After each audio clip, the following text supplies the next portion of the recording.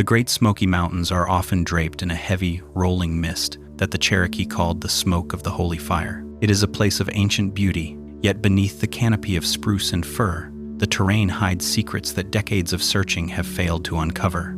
How does a person simply cease to exist while surrounded by dozens of witnesses? Is it possible to step around a single bend in a well-traveled trail and walk out of existence entirely? In October of 1976, 16-year-old Trenny Gibson did exactly that. She was not alone in the wilderness. She was in the middle of a crowded school field trip, walking just paces behind her classmates. One moment, her bright jacket was visible through the trees, and the next, there was only the sound of the wind. Where did she go? Join us as we step into the shadows of Andrews Bald to examine the evidence, the baffling scent trails, and the silence that still haunts these peaks. The 8th of October, 1976, the final morning. The 8th of October, 1976, began as a crisp, quintessential autumn morning in Knoxville, Tennessee. For the students of Bearden High School, the day offered a welcome reprieve from the fluorescent lights of the classroom and the rigidity of the school bell. There was a palpable sense of excitement in the air as 40 students gathered to board a bus destined for the Great Smoky Mountains National Park. Among them was 16-year-old Trenny Gibson. To those who knew her, Trenny was not an impulsive or reckless teenager. She was described as a bright, responsible student with a close-knit circle of friends and a stable home life, and who was genuinely looking forward to a day of hiking and photography in one of the most beautiful landscapes in America. As the bus pulled away from the school parking lot, the atmosphere was lighthearted. Students chatted about their weekend plans and teased each other about the long walk ahead. Trenny sat among her peers, dressed in a colorful striped sweater, blue jeans, and sturdy hiking shoes. She carried a small bag and a camera, eager to capture the vibrant fall foliage that peaked during the early weeks of October. The drive from Knoxville toward the park entrance at Gatlinburg took about an hour, winding through the foothills of the Appalachian Range. The higher the bus climbed, the more the scenery shifted from suburban sprawl to the towering ancient hardwoods that define the region. The destination for the field trip was the Forney Ridge parking area, located just below the summit of Clingman's Dome. At 6,643 feet, Clingman's Dome is the highest point in Tennessee, offering panoramic views that stretch for over 100 miles on a clear day.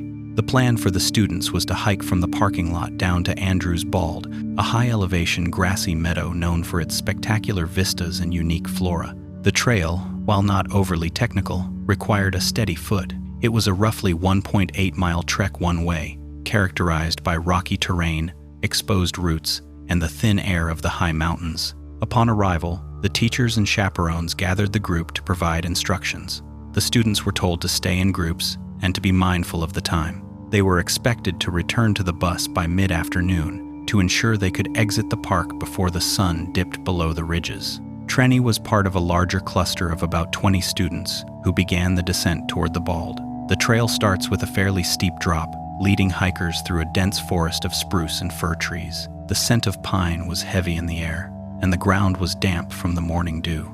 As the hike progressed, the group naturally began to stretch out. Some of the more athletic students pushed ahead, eager to reach the meadow first. Trenny remained somewhere in the middle of the pack. She was seen interacting with several classmates, appearing to be in high spirits. There was absolutely nothing in her demeanor to suggest that she was troubled or that she had any intention of leaving the group. In the world of investigative psychology, this is known as a stable baseline. Trenny was acting exactly as her friends and family would expect her to act. She was a participant in the day, fully engaged with her surroundings and her peers. The hike to Andrews Bald is a sensory experience that can be disorienting for those not familiar with the mountains. While the trail is well marked, the forest on either side is incredibly thick. In many places, the brush is so dense that it is impossible to see more than a few feet into the woods. This creates a psychological effect where hikers feel they are on a narrow corridor of safety. If you step 6 inches to the left or right,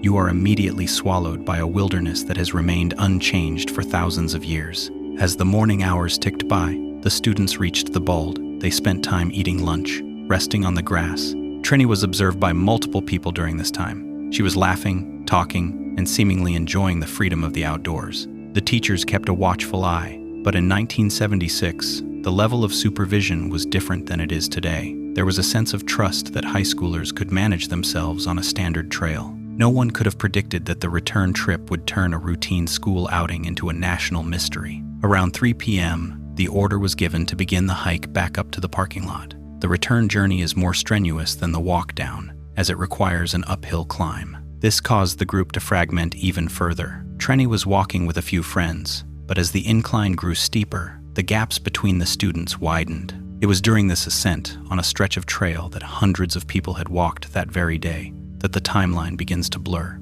Somewhere between the grassy expanse of the bald and the asphalt of the parking lot, Trenny Gibson simply vanished. The significance of this morning lies in its utter normalcy. There were no strange omens, no reported sightings of suspicious vehicles in the lot, and no tensions within the student group. It was a perfect day that ended in a perfect nightmare. The transition from a happy teenager on a field trip to a missing person occurred in a window of time so small it seems impossible. As the students reached the bus and began to realize one of their own was missing, the light of the afternoon began to fade, casting long, dark shadows across the very path Trenny had just been walking. The hike to Andrews Bald. The hike from the Forney Ridge parking area down to Andrews Bald is a journey through a high-altitude ecosystem that feels more like the Pacific Northwest than the American South. The trail descends through a dense canopy of Fraser fir and red spruce, where the air is perpetually cool and the ground is carpeted in a thick layer of moss and decaying needles. On that afternoon in 1976, the path was a corridor of shadows and light, a tunnel of greenery that seemed to hum with the energy of 40 energetic teenagers. As the group moved toward the bald, the natural order of the hike began to take shape. This is what hikers call the accordion effect. The group expands as fast hikers pull ahead and then contract as they stop to wait for those behind them. Trenny was positioned in the middle of this moving chain. She was surrounded by the sounds of her classmates, the heavy breathing of those struggling with the elevation. To her left and right, the forest was an impenetrable wall of rhododendron and mountain laurel. These thickets, often called heath balds or laurel hells by locals, are so dense that a person can be standing 5 feet from the trail and remain completely invisible to anyone passing by. This topography is crucial to understanding the mechanics of her disappearance. The trail is the only clear space in a landscape designed to hide anything that leaves the beaten path. When the group finally reached Andrews Bald, the forest opened up into a breathtaking grassy expanse. The Bald is a high-elevation meadow, a geological mystery in its own right, where trees refuse to grow, offering a 360-degree view of the surrounding mountain peaks. The students scattered across the grass, enjoying the rare sunshine. Trenny was seen by several people here. She was relaxed, taking in the view, and showing no signs of distress or desire to wander off alone. There were no reports of her talking to strangers or looking toward the tree line with apprehension. In every recorded account from that hour, she was simply another student enjoying a Friday afternoon in the park. At approximately 3 p.m., the teachers signaled for the group to begin the return trip. The hike back to the parking lot is the reverse of the arrival, meaning it is almost entirely uphill. This change in physical demand caused the student groups to fragment even more severely. The athletic leaders moved quickly, disappearing around the upward bends of the trail, while others lagged behind, taking frequent breaks to catch their breath. Trenny was walking with a small cluster of students, but as the incline intensified, the gaps between individuals grew from feet to yards. According to witness statements, Trenny was last seen about midway through the return hike. She reached a specific section of the trail characterized by a sharp switchback and a rocky incline. A classmate reported seeing her rounded a bend just ahead of them. When that same classmate reached the bend only moments later, the trail ahead was empty. The student assumed Trenny had simply picked up her pace to catch up with the group further ahead. Another student, walking further up the trail, looked back and expected to see Trenny coming up behind them, but the path was vacant. This window of disappearance is incredibly narrow. We are not talking about a gap of hours or even 30 minutes. We are talking about a time frame of perhaps 2 to 5 minutes. In that tiny sliver of time, Trenny Gibson vanished from a trail that was occupied both in front of and behind her. There was no sound of a fall, which would have been audible in the quiet of the high-altitude woods. There was no scream, no sound of breaking branches, and no call for help. The silence was absolute. The nature of the Forney Ridge Trail during this segment is particularly treacherous for someone trying to move quickly off path. The ground drops away steeply in some areas and rises sharply in others, all while being choked by the aforementioned rhododendron. If Trenny had accidentally tripped and tumbled off the trail, the physics of the forest suggests she would have made a significant amount of noise. Furthermore, she would have likely been caught by the dense brush within a few feet of the path. Yet, when her classmates looked into the woods, they saw nothing but the still, dark silhouettes of the trees. As the final students reached the parking lot and boarded the bus, the realization began to dawn on the chaperones that the count was off by 1. The light was starting to fail, and the temperature was dropping rapidly. The easy social hike had ended, and the terrifying reality of the Smokies was beginning to settle in. Trenny Gibson was somewhere on that mountain, but as the minutes turned into an hour, it became clear that she was no longer on the trail. She had stepped into a pocket of time and space that seemed to have no exit. As the clock ticked toward 3:30 p.m., the Forney Ridge parking area was a scene of typical end-of-trip activity. Students were tossing their bags onto the bus, comparing photos, and complaining about the steep uphill climb they had just completed. The teachers and chaperones began their final sweep, checking names against the roster to ensure every teenager was accounted for before the descent back to Knoxville. At first, the missing name was treated as a minor inconvenience. It was assumed that Trenny was simply a slow hiker, or perhaps she had stopped to retie a shoe or take one last look at the view. The mood was one of mild impatience rather than alarm. However, as 10 minutes turned into 20 and then 30, the atmosphere shifted. The students who had been walking closest to Trenny were questioned again and again. Each one told the same baffling story. They had seen her near a specific bend in the trail, and then she was simply gone. There was no explanation for where she could have gone. The teachers began to call her name, their voices echoing off the rocky outcrops and disappearing into the dense spruce forest. There was no reply. The mountains have a way of swallowing sound, and the silence that met their shouts was heavy and chilling. The realization that a 16-year-old girl was alone in the woods as the sun began to set triggered a wave of cold panic. One of the teachers stayed with the bus, while others retraced their steps back down the trail toward Andrews Bald. They moved quickly, their eyes scanning the thickets of rhododendron for a flash of Trenny's colorful sweater. They checked the steep embankments and peered into the shadowy crevices between the rocks.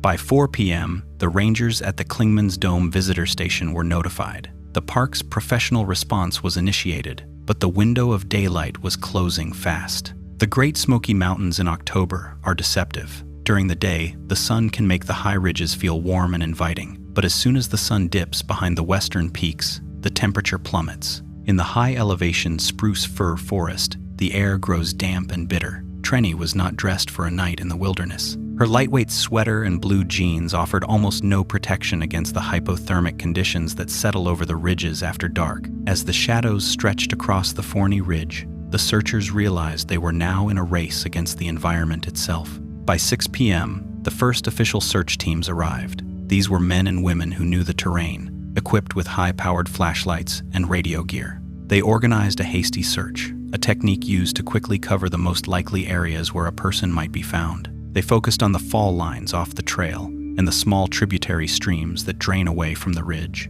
The logic was simple. If she had fallen, she would be within 100 yards of the path. If she had become disoriented, she would likely follow the natural slope of the land downward. Despite their efforts, the searchers found nothing. No footprints were visible on the rocky, root-covered trail. There were no broken branches or disturbed leaves to indicate that someone had plunged into the brush. It was as if she had been lifted off the trail by an invisible hand. Back at the parking lot, the students were finally loaded onto the bus for the somber drive back to Bearden High School. The empty seat where Trenny had sat that morning was a haunting reminder of the day's tragic turn. The excitement of the field trip had been replaced by a suffocating sense of dread. As night fell completely, the search became exponentially more difficult. The thick fog for which the Smokies are named began to roll in. The beam of a flashlight would simply bounce off the white wall of mist, making it impossible to see the ground clearly. Searchers had to move slowly to avoid injuring themselves on the treacherous terrain. Every rustle of the wind in the trees sounded like a footstep, and every distorted shadow looked like a person huddled under a tree. But despite the auditory illusions of the forest, there was no sign of Trenny. The first few hours of a disappearance are the most critical, often referred to as the golden hours of search and rescue. During this time, the trail of evidence is still fresh, and the missing person is usually still mobile and capable of responding to calls. As the first night deepened, that golden window began to slam shut. The disappearance was no longer a localized school incident. It was becoming a major emergency. The quiet, responsible girl from Knoxville was now a ghost in the mountains, and the search that began with a few teachers and flashlights was about to escalate into one of the largest and most frustrating operations in the history of the National Park Service, the Great Search. By the morning of the 9th of October, 1976, the localized panic of the previous evening had transformed into a massive, multi-agency mobilization. The National Park Service assumed command, transforming the Forney Ridge parking area into a bustling base of operations. This was no longer just a group of teachers looking for a student. It was an army of hundreds. Mountain rescue teams, local volunteers, and law enforcement officers from across Tennessee and North Carolina converged on Clingman's Dome. The scale of the search was immense, covering thousands of acres of some of the most vertical and unforgiving terrain in the eastern United States. The search strategy was methodical. Rangers established a grid system, assigning teams to meticulously sweep every square yard of the area between the parking lot and Andrews Bald. Searchers moved in shoulder-to-shoulder lines, literally crawling through the dense mountain laurel and rhododendron thickets to ensure that Trenny was not lying injured or unconscious. They checked the deep crevices between boulders and peered into the hollows of ancient trees.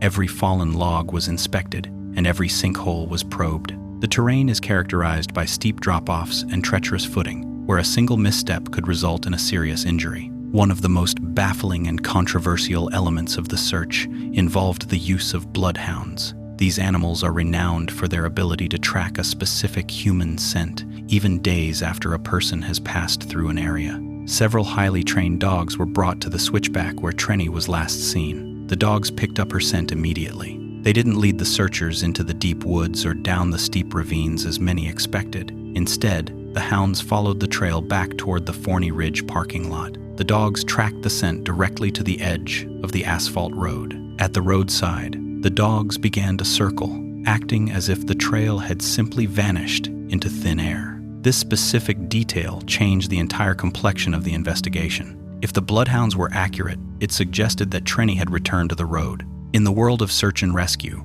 when a scent trail ends abruptly at a road, it almost always points to one conclusion: the person got into a vehicle. But this created a new set of impossible questions. How could Trenny have walked all the way back to the road without being seen by the dozens of people who were searching for her? And if she did reach the road, who picked her up? There were no reports of unauthorized vehicles in the area, and the bus was the only transport scheduled for that group. As the second day wore on, the weather, which had been crisp and clear, took a turn for the worse. A heavy, cold rain began to fall, accompanied by a thick blanket of mountain fog. This was a devastating blow to the operation. Rain is the enemy of search and rescue. It washes away scent particles, making the work of the dogs nearly impossible. It also erases physical evidence like footprints or scuff marks in the dirt. The fog reduced visibility to near zero, forcing helicopters to remain grounded. The searchers on the ground were soaked to the bone, battling dropping temperatures that moved dangerously close to freezing. The search continued despite the conditions. More volunteers arrived, including students from the University of Tennessee and local hiking clubs. The National Guard was eventually called in to provide additional manpower and equipment. They used thermal imaging technology, which was in its infancy in 1976, to scan the forest for heat signatures. They hoped to find a hot spot that would indicate a living person huddled under the brush, but the mountains remained cold and silent. The thermal scans returned nothing but the ambient temperature of the wet earth and trees. The psychological pressure on the searchers and Trenny's family was immense. Every time a piece of clothing was found, or a searcher shouted, hearts would leap, only for the hope to be crushed when the item turned out to be old trash, or the shout was merely a signal between teams. Rumors began to circulate through the camp. Some suggested she had been taken by a wild animal, though there was no blood or evidence of a struggle. Others whispered about more sinister human interventions. Yet, through it all, there was not a single shred of physical evidence found. No scrap of her striped sweater, no shoe, no camera, and no gold ring. The searchers also had to contend with the grave of the Smokies' reputation. It is entirely possible for a person to step on what looks like solid ground and fall into a subterranean chamber. Teams explored as many of these as they could find, but the geology of the area is so complex that many remained inaccessible. The deeper the search went, the more it felt like the mountain was actively hiding her. By the end of the first week, the search had grown to include over 500 people. They had covered the primary search zone multiple times. The operation was one of the most exhaustive in the history of the Great Smoky Mountains National Park, yet it produced the least amount of information. In Trenny's case, the forest was as clean as if she had never been there at all. As the days turned into a second week, the formal search began to scale back. It is a heartbreaking moment in any missing person case, when the rescue phase transitions into a recovery phase. The likelihood of a 16-year-old girl surviving 10 nights in the freezing rain without food or shelter was statistically zero. The volunteers returned to their homes, the helicopters stopped circling, and the command center was dismantled. The Gibson family was left with a void that no amount of searching could fill. The mystery of Trenny Gibson had officially become a cold case, one that would baffle investigators for the next 50 years. The legacy of the search remains a testament to human persistence and the terrifying power of the wilderness. It highlighted the limitations of even the most sophisticated search techniques when faced with the density of the Appalachian forest. The bloodhound trail to the road remains the most tantalizing clue, a ghost of a lead that suggests Trenny's story didn't end in the woods, but perhaps on the asphalt, in the back of a car that drove away into the mountain mist. The investigation, suspects, and strange sightings. As the physical search on the mountain began to wind down, the focus of the investigation shifted toward the human element. Detectives from the National Park Service and local law enforcement began the painstaking process of interviewing every individual who had been on the Forney Ridge Trail that day. This included all 40 students from Bearden High School, their teachers, and other hikers who had checked into the park near Klingman's Dome. Investigators were looking for a crack in the story, a missed detail, or a person who seemed out of place in the wilderness. The primary focus was naturally on Trenny's classmates. In cases of sudden disappearance, authorities must consider the possibility of foul play within the immediate group. Every student was questioned about their interactions with Trenny during the hike. Detectives looked for signs of a disagreement, a secret plan to run away, or any unusual behavior. However, the accounts were remarkably consistent. Trenny was described as being in good spirits, showing no signs of distress or agitation. There was no evidence of a romantic entanglement or a conflict that would have led to a violent encounter or a voluntary flight.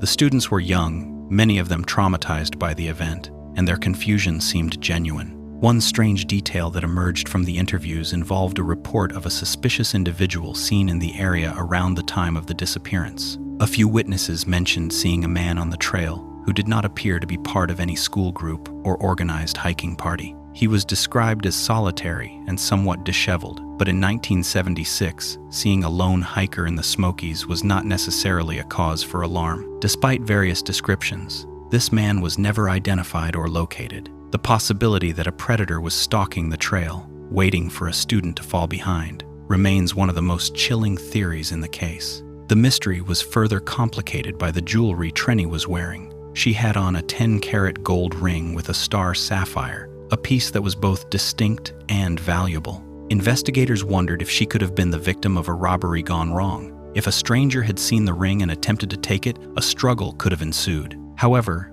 this theory struggled to account for the lack of noise and the complete absence of any physical signs of a struggle on the path. To snatch a person off a trail, occupied by dozens of others, without a single sound, remains a feat that borders on the impossible. There were also reports of a vehicle seen parked near the trailhead that didn't belong to the Park Service or the school. Some witnesses recalled a car that seemed out of place, but in the chaos of the initial disappearance, license plate numbers and specific models were not recorded. This tied back to the baffling bloodhound evidence. If the dogs were correct, and Trenny's scent ended at the road, it suggested she had been taken into a vehicle. Whether she entered it willingly or was forced remains the unanswered question at the heart of the investigation. The FBI was eventually brought in to assist, given that the disappearance occurred on federal land. They looked into the backgrounds of registered sex offenders and known criminals in the Tennessee and North Carolina area, but no direct links to the Klingman's Dome area on October 8th were established. The case files grew thicker with every passing month, filled with dead ends and unverified sightings. One report suggested a girl matching Trenny's description was seen at a gas station miles away. But when police arrived to check the security footage or speak to witnesses, the lead evaporated. Ultimately, the investigation hit a wall of silence. There were no ransom notes, no bodies found in other jurisdictions, and no one came forward with a confession. The classmates went back to their lives, though many carried the weight of that day for decades. The strange sightings of the lone man and the unidentified car remained just that, sightings. Without physical evidence or a body, the authorities were left with a list of suspects that consisted mostly of shadows. The investigation proved that while the forest is good at hiding people, the human world is just as capable of hiding the truth. Theories: the logical versus the impossible. When a case remains unsolved for half a century, the vacuum of information is inevitably filled with theories that range from the grounded to the surreal. In the disappearance of Trenny Gibson, the theories are forced to account for two contradictory facts. She was in a crowd, and she left no trace. This paradox has led investigators and armchair sleuths to categorize the possibilities into the logical, the criminal, and the nearly impossible. The most logical theory has always been the accidental fall. The terrain surrounding the Forney Ridge Trail is deceptive. While the path itself is wide, the drop-offs into the drainages are steep and hidden by a thick carpet of needles and moss. Some suggest Trenny may have stepped off the trail to take a photograph or to find privacy, only to lose her footing. In this scenario, she could have fallen into one of the many deep crevices or chimneys that dot the mountain. If she fell deep enough and was covered by sliding earth or falling leaves, she could remain hidden just yards from where her classmates stood. However, the exhaustive shoulder-to-shoulder search conducted by rangers makes this difficult to accept. To remain hidden through such an intense search, her body would have had to vanish into a geological anomaly that defies the law of averages. Then there is the abduction theory, which is heavily supported by the bloodhound evidence. If we trust the dogs, Trenny walked back to the road. This implies a targeted kidnapping. For this to work, a predator would have had to lure or force her into a vehicle in a very narrow window of time, likely at a point where the trail nears the road or at the parking lot itself. This theory explains the lack of a body and the abrupt end of the scent trail. It does not, however, explain how no one saw a struggle or a suspicious vehicle driving away. The Smokies in October are crowded, and Clingman's Dome is one of the most visited spots in the park. An abduction in broad daylight during a school trip would require a level of precision and luck that is chilling to contemplate. More controversial theories often surface in true crime circles, including the idea of a planned disappearance. Some wonder if Trenny wanted to leave her life behind and orchestrated a getaway with someone waiting at the trailhead, but those who knew her reject this entirely. She left her purse, her money, and her personal belongings on the bus. She had no history of running away and no reason to flee. A 16-year-old girl starting a new life with nothing but the clothes on her back and a gold ring is a narrative that lacks a foundation in her reality. Finally, there are the more fringe theories, such as the feral or wild men myths, often associated with the Appalachian wilderness. These stories suggest that small groups of people live entirely off the grid in the deep backcountry. While these tales make for compelling folklore and satisfy a certain Gothic curiosity about the woods, there is no forensic evidence to support them. In the end, we are left with a girl who was there one moment and gone the next. Whether she was taken by a person or the mountain itself, the result is the same, a mystery that remains as thick as the October fog, the legacy and the cold reality.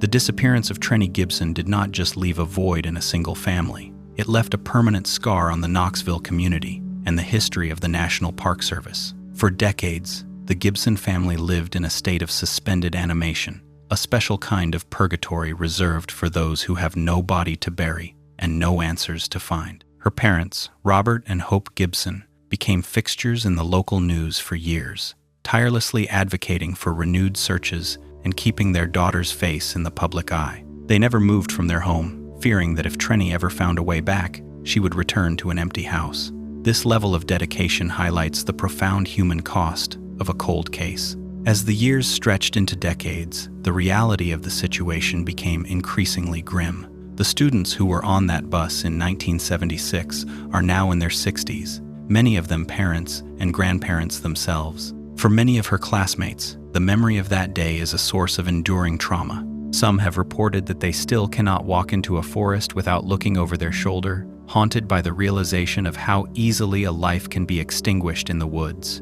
The case remains one of the primary reasons that school field trip protocols in the Great Smoky Mountains were eventually tightened. In the modern era, there have been sporadic attempts to breathe new life into the investigation. With the advent of advanced DNA profiling, Authorities have occasionally cross-referenced Trenny's genetic data with unidentified remains found across the United States. However, without a body or any discarded clothing to extract a profile from, these efforts have largely been fruitless. Every few years, a hiker will report finding a scrap of cloth or an old piece of jewelry in the Forney Ridge area, sparking a brief flurry of hope. But each time, the evidence is either too degraded to be useful or is determined to be unrelated to the 1,976 disappearance. Today, the case of Trenny Gibson is officially classified as a cold case, though it is never truly closed. In a world of GPS, satellite imaging, and constant connectivity, the idea that a person can vanish while standing in a crowd is deeply unsettling.